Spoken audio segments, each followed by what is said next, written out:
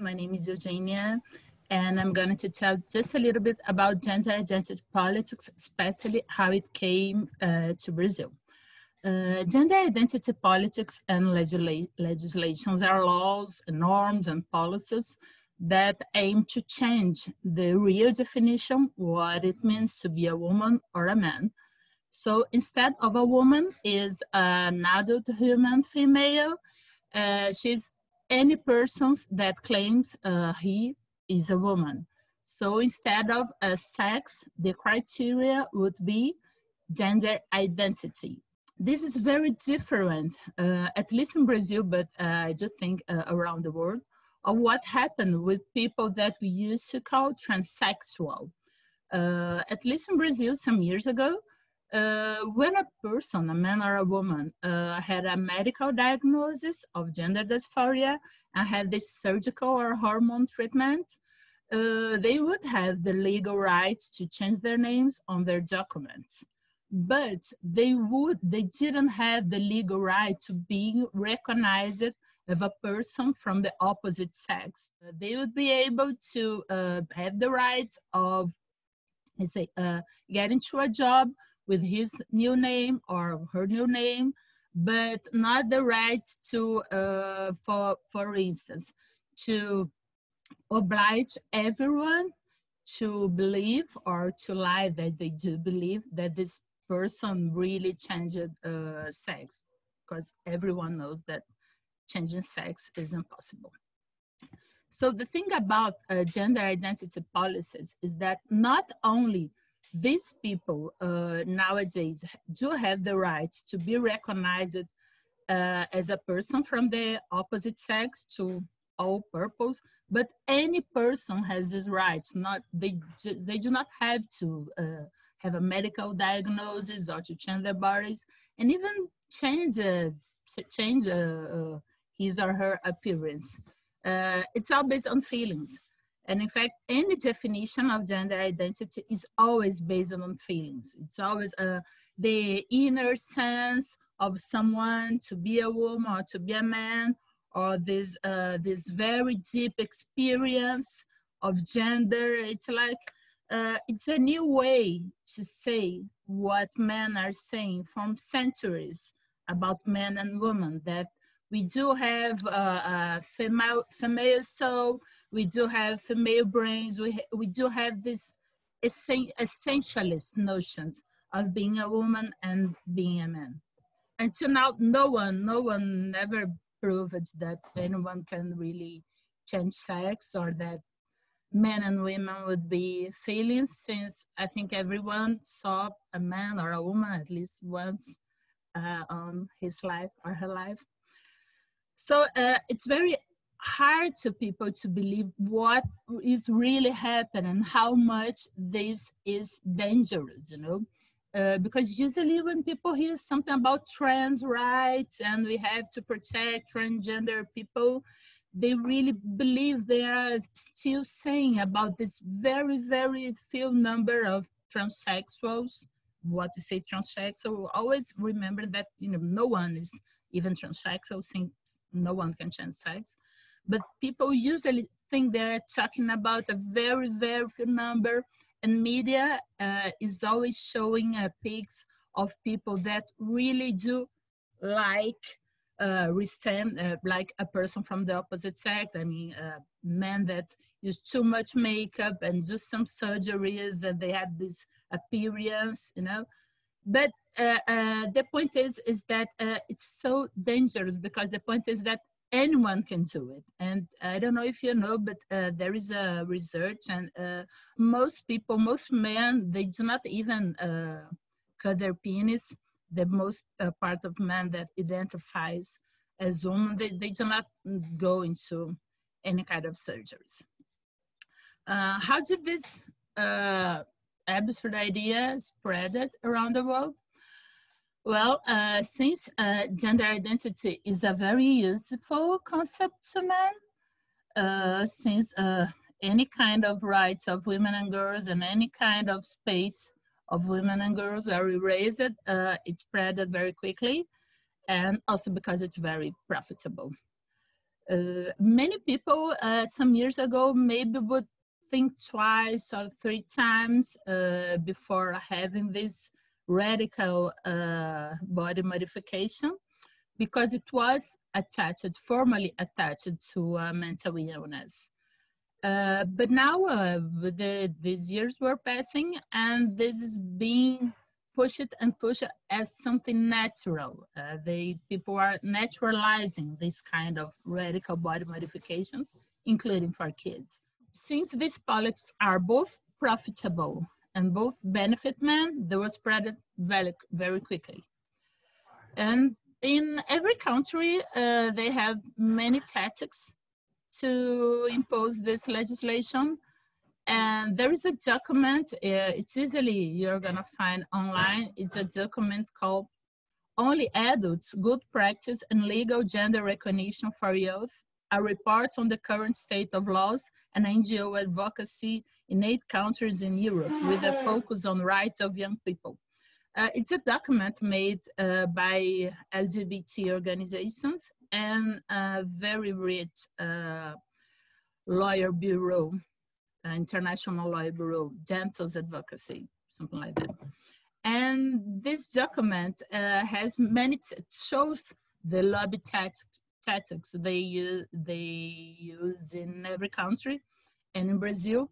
And I'm sure every person will recognize these tactics in any country. One of them is zero or few consultation with population. That's why GRA is so important for everybody to see what happens with the GRA in UK, because not very, very few countries, I think maybe only UK had this opportunity, to talk explicitly about this new politics, to have media covering it, and you have so many women organized to battle against it, because it didn't happen. Other tactics was conflating gender identity with sexual orientation. So all the organizations that used to be LGBT, to defend the right of sexual orientation, the rights of lesbian, gay, and bisexual people, they became LGBT. And new organizations were created with this acronym, LGBT. So for many people, including, of course, progressive people, they thought that if they were supporting gay and lesbians' rights, so they should support transgender rights. So everything seemed very similar, And many transsexual, transgender people used to identify before as gay and lesbians. So it was very easy for them, for trans activists, to fool people. One of the key documents for this was what's called Yogacarter principles, that many people think it was like an international deal with the countries and official, but it was just a meeting with few people that just decided that gender identity should be conflated with sex orientation, and that all countries should respect these two rights. But the point, as we know, it's very different, a man to marry another man and a man claim he's a woman. And not only is it's different, but it's mutually exclusive, because if a man claims he's a woman, so he can claim he's a lesbian. So he's able to force lesbians to accept him in their spaces, in their organizations. And almost every week we have examples of this happen everywhere. Here recently in Brazil, we have a very serious thing about a magazine. It calls Lesbi. It used to be a magazine to lesbian and bisexual women. But this month they had an article wrote by a man, and this man was clearly coercing lesbians to have relations, sexual relations with men, when this man claims they are women or transvestites or gender fluid or, other of these 100 identities. So lesbians were really, really pissed off, and this magazine didn't take off the article of this man, and these lesbians complain and everything. It's such a mess, and they were really, really hurt by his words, and they are really pissed off, and everybody knows why. So we are not talking about just something that, an academic discussion, or we're talking about some real things, Here in Brazil, we had a march of lesbian and bisexual women about 3 years ago, and there is a video, this is recorded, a trans activist from a left party that took off the microphone and said that these are the words he used, that every woman should suck their lady dick. It was horrible. These things are very horrible everywhere and in Brazil. Another tactic used by these people is conflating transgender rights with women's rights. So they appropriated all these theories and books and discussion we have about gender. And now many people think that when they are supporting transgender rights, they are supporting gender equality. They also appropriate the struggle of Black people. So here in Brazil, they got some affirmative politics in university that were supposed to be to Black people and indigenous people, and now many universities are allowing political, affirmative politics to anyone that claims they're transgender. So the point is that like a young Black boy of 20, maybe if he's gay, and he may lose his place to a white male that sometimes uses lipsticks when he wants. And I think everybody already heard things like, oh, if it's not like to sharing our bathroom with a transgender woman, it's like the same thing of not sharing our bathroom with a Black woman. If you refuse to date a transgender woman, it's like not dating Black woman. So they use us Black people all the time. Brazilian organizations and social movements and NGOs, they depend on money. Most part of this money, I don't know if most, but part of this money come from international organizations like Open Society Foundation, public money, and no one wants to have called bigots or transphobic. So people really think twice or 3 times before saying anything against gender identity politics, since their NGOs may have never money again. I have cases of women that were against prostitution and gender identity politics, but pretend they support it because they say it's the only way that they can get money to their organizations. Academic was a key way to trans activists achieve their goals here in Brazil. Academics here are what used to be a very free places, to dissent. So we were able to talk about so many issues, at least from, I don't know, maybe the 80s, after the 80s, after dictatorship ended, But the point is that since men claim they are women, we academic women are all the time harassed to change the terms in our articles. Some teachers, they say they won't help you with academic works. If this academic work maybe could let some transgender people pissed off. So they say, I don't want to have anything about it with these people.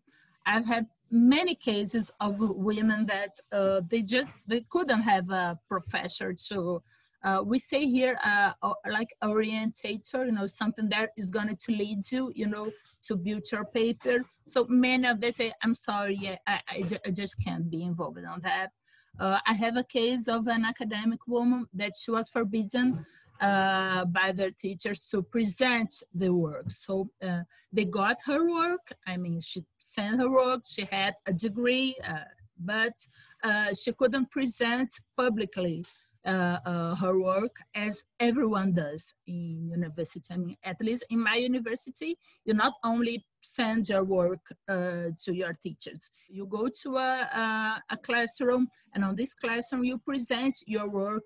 You talk about it about maybe 15 minutes, but you do present your work to 3 or 4 teachers, and you are able to invite some friends or someone from a family to see you presenting your work. But the point is, this woman was forbidden to present her work as everyone else on her classroom was. Here in Brazil, to gender identity politics was a bill. It's called João Nery. So a bill will say here, Projeto de Lei, a law project. João Nery is the name of an FTM, and he used to be a trans activist here. He's dead. So the point is that since this bill was signed, was started by a feminist from a left party, PT, Partido dos Trabalhadores, something like Labour Party, and a gay activist from another left party, PSOL, PSOL. It's like a party of socialism and liberty and freedom. But so the thing is, progressive people really believe it. They would have to defend this law project, this gender identity law project. Otherwise, they wouldn't be progressive. They really believe, because if a woman, a feminist that was supposed to defend your rights, and a gay man that was pretty much adored on that time, he was a teacher and he won BBB. So if left is pushing this, people just believe that this would be the things they should do. That if they support gay rights, they support women's rights, they should support gender identity. So this project, although it didn't pass, but it was very important all these years, to be very pushed every day. And another very important tool that I think that everyone is going to recognize in the country was the use of all kinds of violent tactics to force women to repeat this mantra, trans women are women and trans men are men. And they always say, besides sex work is work, because it's the rationale of transgenderism and pimp lobbying is the same. I think it's impossible to separate these two activism, I think in most of countries. So there are all kinds of silences. I was silenced. In fact, they tried to silence me, but they didn't get it. Women here were coerced in any kind of ways. It's in some cities and some universities. It's even dangerous to say you are a gender critical woman, or you are a radical feminist, or even that you just do not believe this bullshit. Many people think that since we have conservative governments, these politics are being pushed back, but they're not, because it's not only about a president, it's about your governor, it's about your majors, it's about Congress people, it's about schools, it's about university. I mean, there are so many people here engaged on gender identity politics that even changing the president isn't enough. It's really not enough. So I hope this video is useful for us, and that we can change all the state of things, because we've been hurting many people, especially women and girls.